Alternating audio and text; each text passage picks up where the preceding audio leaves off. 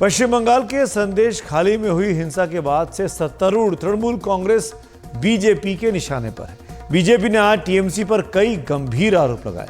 केंद्रीय मंत्री स्मृति ईरानी ने कहा कि संदेश खाली में तृणमूल के गुंडों ने लड़कियों को भी नहीं बख्शा। इस मसले पर राज्य विधानसभा में भी जमकर आज हंगामा हुआ।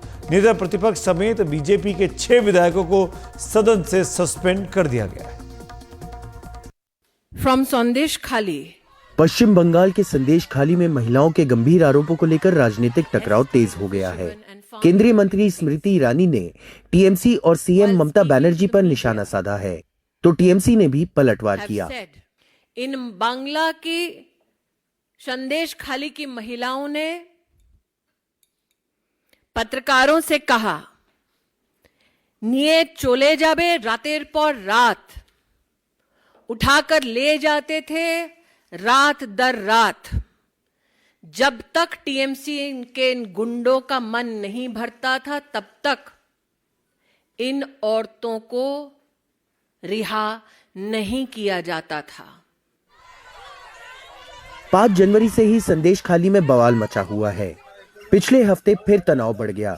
राज्य की सीएम ममता बनर्जी ने कहा कि राज्य महिला आयोग की एक टीम ने इलाके का दौरा किया है। घटना की गंभीरता को देखते हुए बंगाल के राज्यपाल सीवी आनंद बोस भी केरल यात्रा बीच में खत्म कर लौट आए और संदेश खाली के दौरे पर पहुंचे। वो धर्म के नाम पर भेदभाव कर रही हैं। बिल्किस बानो केस का क्या हुआ? उस मुद्दे पर कुछ क्यों नहीं बोला?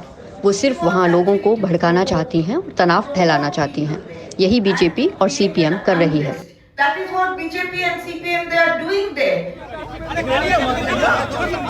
इससे पहले 6 बीजेपी विधायकों को सदन से सस्पेंड कर दिया गया।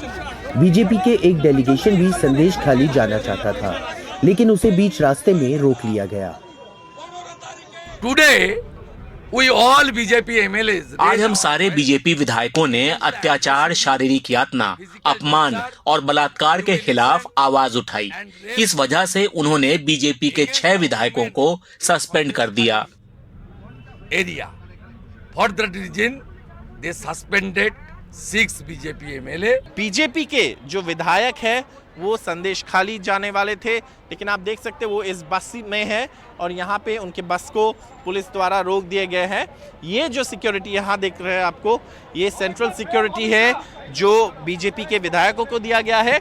इस तरफ अगर मैं आपको दिखाऊं, इस तरफ पुलिस की सिक्योरिटी है जिन्होंने बीजेपी के विधायकों को रोक दिया है। संदेश खाली की घटनाओं पर बीजेपी ने आक्रामक रुख अपनाया है।